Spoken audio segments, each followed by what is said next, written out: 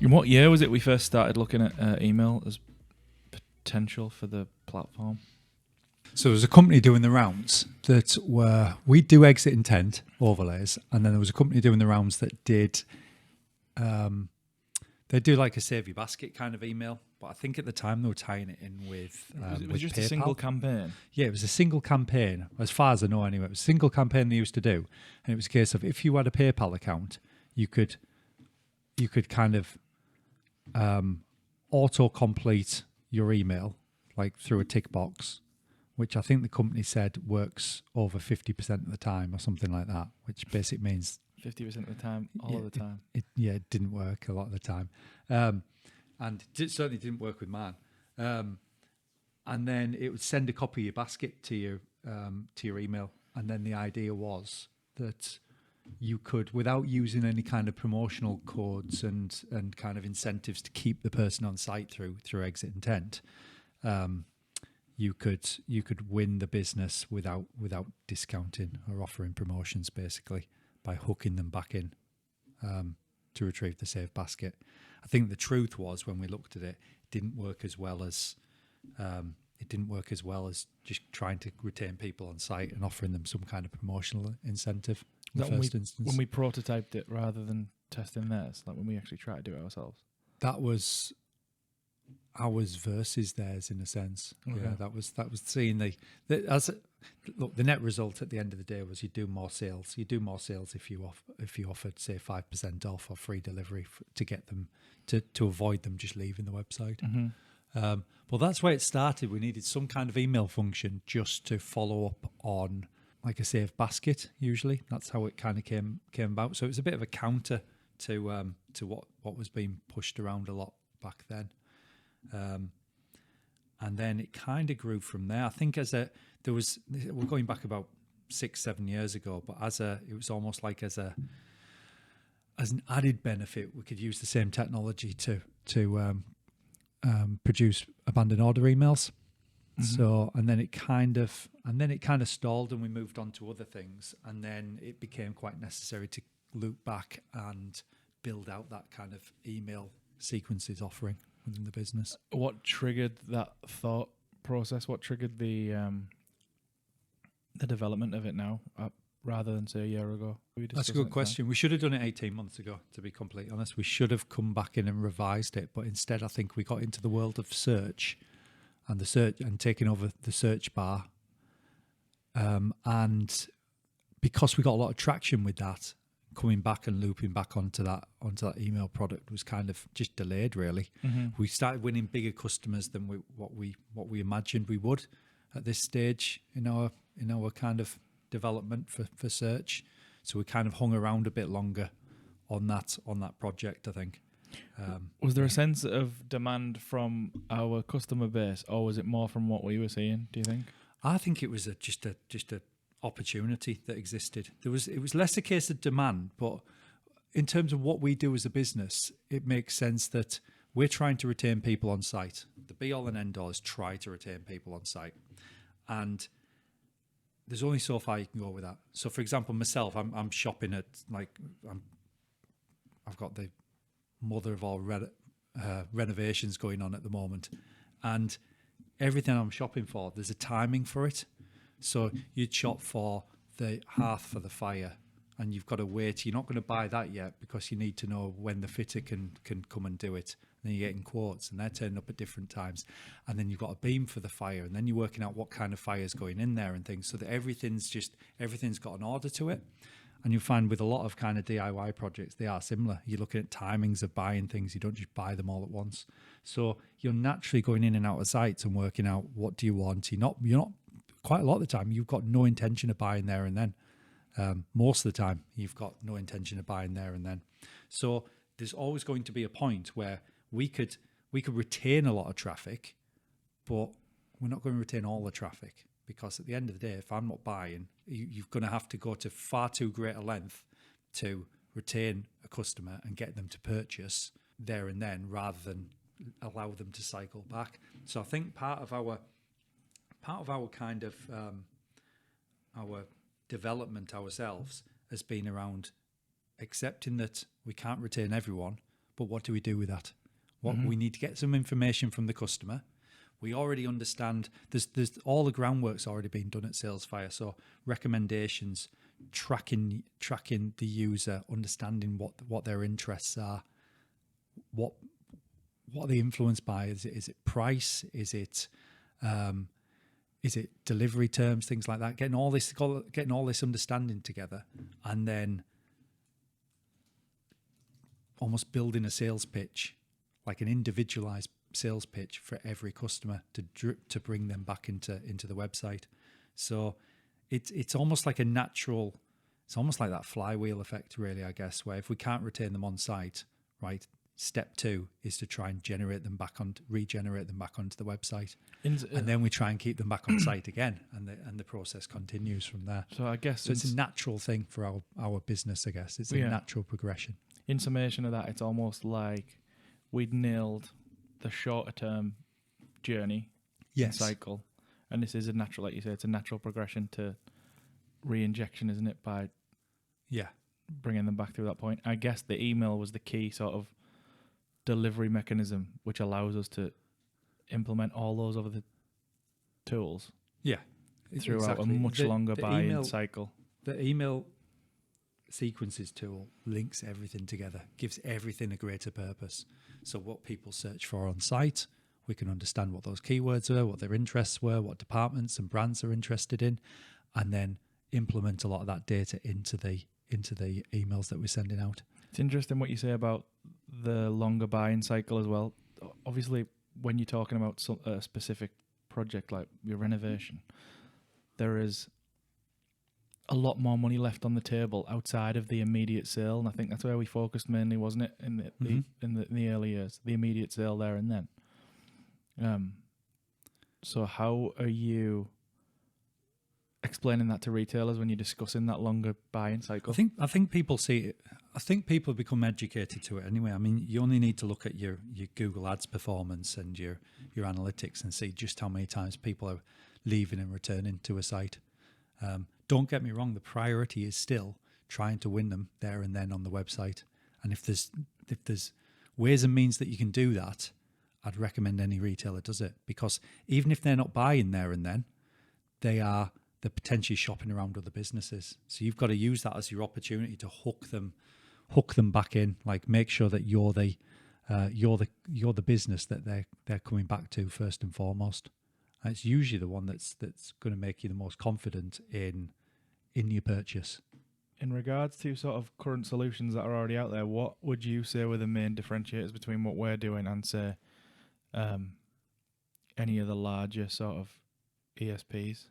We take on pretty much all the decisive touch points on the website. So it's a case of, even though we're relatively new to the market with email and email sequences, the technology behind it and almost like the foundations behind it have all been built out through establishing on-site search, recommendations on site, the overlays, and the intelligence that you've got from people shopping in and around the site. That's 50% the battle. Mm-hmm. You send out the nicest looking email, but if it's misdirected, then if it's ill-timed or you've misunderstood the target market, then it's not going to have the desired effect.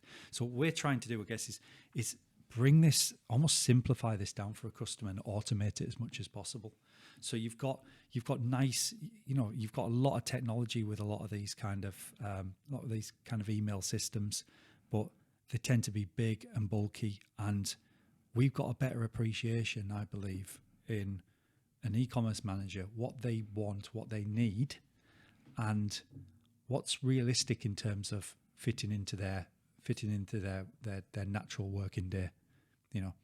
What we try to do is set up everything so you can just set it up once and more or less leave it, and you're just maintaining it off the back of that.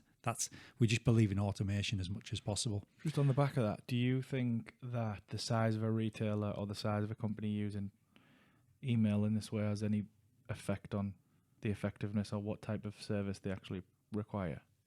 I think without a doubt, if you start getting more data, you start getting more information, you start getting more addresses, you start getting it comes more. down to what you can use. You do kind of use that information for, isn't it? It's like I've seen email systems where it's a case of they can pull together all your data from different sources and use that in the decision making with email. Some tremendous kind of enterprise level solutions, but at the end of the day, if you're getting 50 or 100 orders a day, it's not particularly relevant to your business. Mm-hmm. Or if the percentage difference it's going to make are not that great. What you need to appreciate is that people are, especially in the economic climate, people are running very lean with their businesses, rightly so. The margin overheads are greater.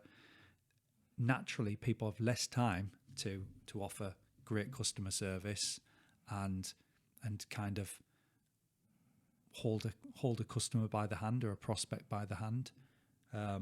So I'm hoping that what we're producing kind of automates a lot of this process for customers.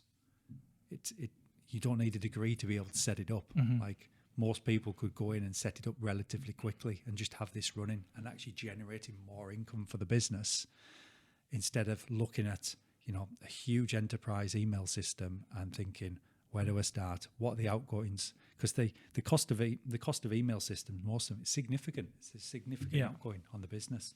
So again, we're trying to work smart and send precise emails, very targeted emails to customers, so that we're not racking up huge bills. So the client isn't racking up huge bills in terms of cost and managing their resource is a big one. Resource costs a lot more. We've seen it here when you actually dig into what the resource is behind certain campaigns and projects. When you look at wages and you look at that type of thing, it sends it all adds up at the end of the day, and people don't have the time to be managing all these things. So that's where we're trying to look to automate everything as much as possible. A lot of the machine learning that we're doing now, that the teams are implementing, it's basically taking, trying to substitute a human from, we're not putting anyone out of work, but at the end of the day, there's a lot for the existing workforce that are working on websites.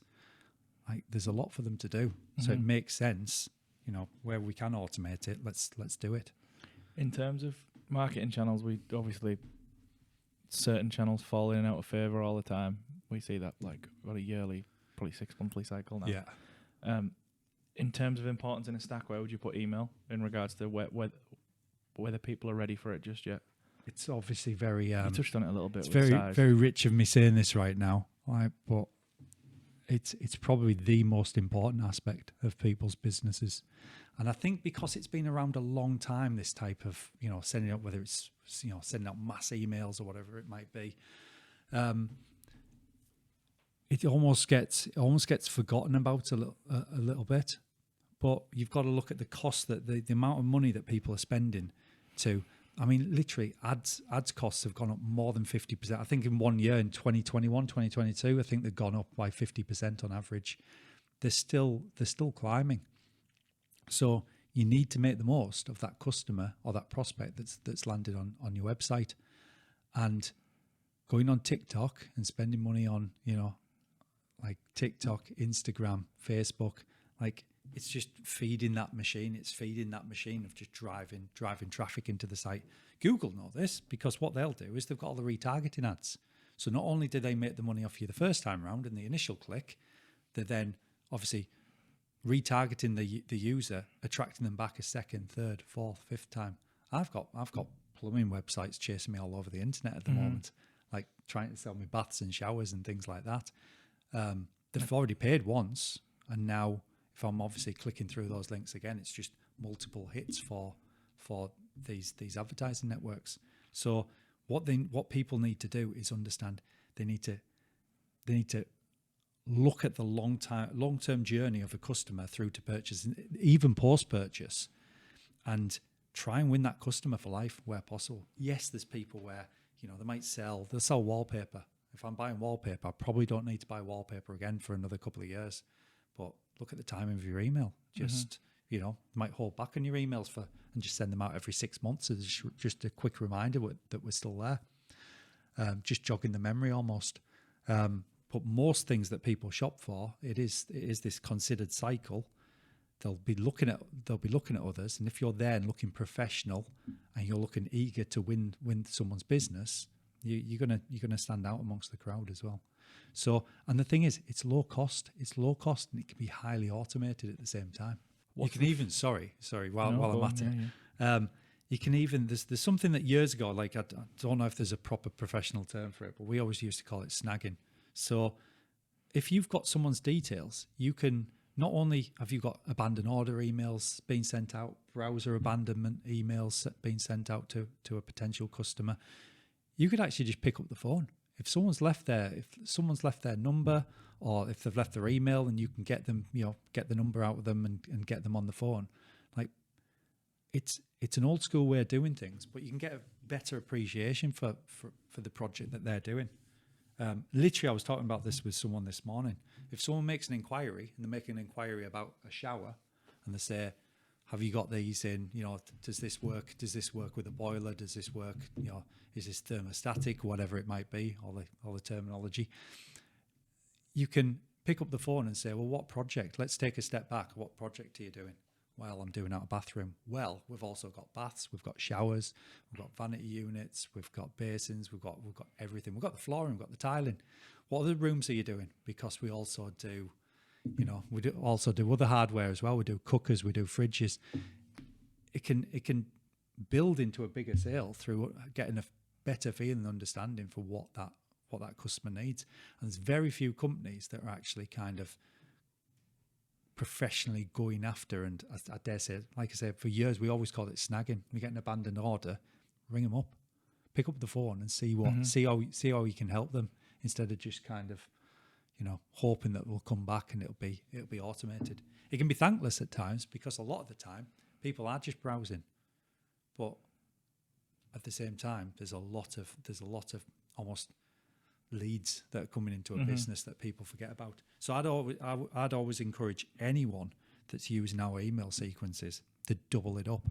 So if you've saved time because you're not sending individual emails to all these customers that have dropped out or in the buying process or buying journey right now, use that time wisely. Use that time to pick up the phone and find out more about what the projects are and where your products might be used.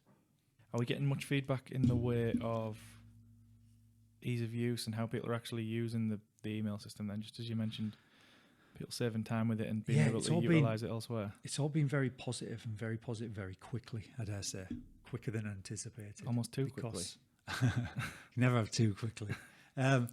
Because what we did, the way we went about things is we sat down and we produced the nicest. Obviously, a lot of our team is heavily, they've got a heavy amount of experience in terms of email. They've produced thousands. I dare say, of all the emails you've received, you've probably received emails at some point from one of our UX team in the company. So in a former life. So what we did is we sat down with the design team and we said, produce the nicest and almost like fantasy emails that you'd like to see put together. So your ideal emails that you'd like to deliver to people, make them as nice, fancy as possible.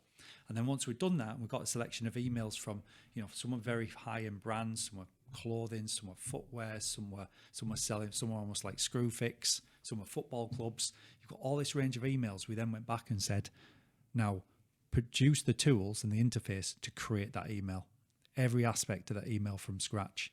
And that's basically what we did. And because it's designers and not developers that are pulling together how they want to almost construct this email, that's where I think we won first time with it. It's very, very easy. It's very easy. It's very intuitive to use the email system, and rightly so. People have limited time. They shouldn't need to be learning brand new skills to be doing this. And I dare say through the way that we've set up the emails, as in once you've set up your initial template, it gives you almost like your brand guidelines are established across every email template. Most email systems, what you're doing is you're going in, selecting a template.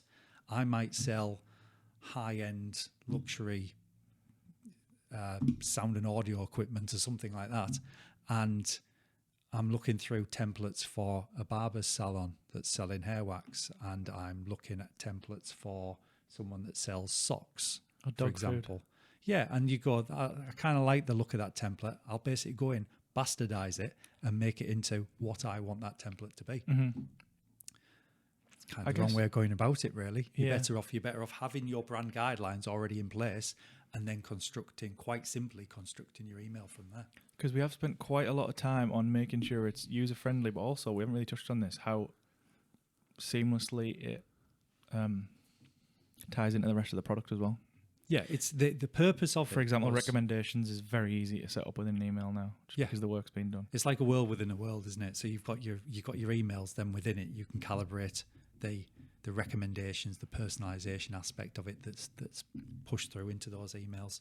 So it's almost like with the emails, it's all of our on-site tools are now having almost like a second lease of life by being pulled into the email sequences as well. And the two worlds tied together. I mean, what we've inadvertently done quite well is we've tied together all the major touch points, all those positions where you can kind of influence traffic to its greatest extent through the search, through recommendations, through overlays. We've taken those things and then mix them in with the email sequences. So it almost creates this, like I said, almost this flywheel Closes the loop. effect. Yeah, that's it. It's getting more. It's binding together every product in a stronger way. Where do you reckon it goes from here then in terms of developing the email product specifically? I think we just go Work more on the automation, work more on the data collection. What's the next priority? I think the thing that we need to look at, and I've discovered this firsthand, because when we go to market with any products, and obviously we've released email sequences, and there's quite a lot of A/B testing that we've launched in the overlays. When we launch products, I like to get involved personally and sit down with customers and see what they want, where the gaps are in the business, and how we can kind of fill in those positions, so to speak. So, and in doing so, we want to optimize the way that Salesfire works. There's thousands, there are millions of combinations of things that you could do on Salesfire now. And it's a case of finding what are the quick wins for businesses? What are they? How do we collect the most email addresses? Like, do you go on page one of where people land? Is that where you're going to get the most customers? Now, on average, I think it's 42% of people drop out and they bounce from a website. The stats are remarkable. I think you're paying on average 55p per click. That's 100,000 people will cost you, 100,000 visitors will cost you £55,000. Now, if 42% of people drop out immediately, can't do the immediate maths, but it's something like, 26,000? It's enough. Will just be bouncing out. Over a year, that's over £300,000 that's bouncing out of a website. Literally, they're hitting the front page and leaving. In no other industry would this be acceptable. Yeah. It's crazy. And only on average, it's only about 3% that will ever make it through to the checkout on most sites. Average conversion rate 1.6%. You're down to literally hundreds of pounds of effective ad spend from what you started with at 55,000 for 100,000 visitors. So in terms of the costs are huge for driving in your traffic. And people are driving a lot of traffic. So if we were to understand, the most important thing to retarget customers is to get their email and for them to willingly give their email address and to subscribe. So it's a case of where do we place that overlay that asks people to, or tempts people to sign up to the site. Now, naturally, you think it's page one because there's typically a 42% bounce rate on sites. So if you put it on page two, you've lost 42% of the customers anyway. But then again, are they the customers that were never going to have their heads turned? Are they the customers, if you put it on page one, are you going to actually put off more customers off the back of it? Truth is, when you test these things, they tend to be quite similar, the numbers. So people are more engaged by page two, and the more willing, a higher percentage will sign up. But then again, you've got more customers on page one, and it kind of, the two offset one another. So as a net result, you end up with similar numbers. But that's not the end of the equation. The next part is to look at how landing pages differ. So in your head and my head right now, when we're saying when someone lands on a site, you're thinking the homepage. The image in your head will be of the homepage. Lots of people, Google's got good, obviously. If you click through Google Shopping, you land straight into a product. Most category listings, if I'm looking for a fridge freezer, I'm probably going to land on, if I go on AO.com, for example, I'm probably going to land on the fridge freezer section of the site. At which point I'm further down that buying journey, and the timing of approaching someone to sign up to a newsletter is going to then differ. So I've gone from 2 factors. At first I was looking at it and going, right, is it on page 1? Is it on page 2? Perhaps it's even on page 3. Now I can test them, and I can ABC test all 3 of these. But at the end of the day, there are more factors. That'll get you a result where you can kind of go, there's something as in terms of progress, but people are entering the site through many different means. Some people are entering the site for about the 5th time. Some people are entering the site for the first time. Some people have arrived off social. Some people have arrived off a link on eBay maybe. Like there's all these different factors. There's only one answer for this in terms of how to manage it, because me sitting there at 10 o'clock at night. It's unmanageable at some point, isn't it? Yeah, me sitting there at 10 o'clock at night, I've got no chance. I'm testing 1, 2, 3 different factors, and then seasonality changes things. Something goes out of stock or whatever, and the demographic of the traffic might change over the weekend or based on the weather or seasonality. It's impossible to keep up. So at some point, machine learning needs to be introduced. And that goes, in my head, that goes through 2 phases. There's a phase of automation, and then there's a phase of machine learning. I think people are too quick to throw around the whole AI. Everything's got AI, everything's got machine learning, automating the process that's reaching for the best solution there. And bear in mind, we've got thousands of users now on Salesfire. We can very quickly learn across the networks how to optimize these tools. So that's really the stages that we're already on with, looking to automate those and have Salesfire as a system reaching out and learning the best results.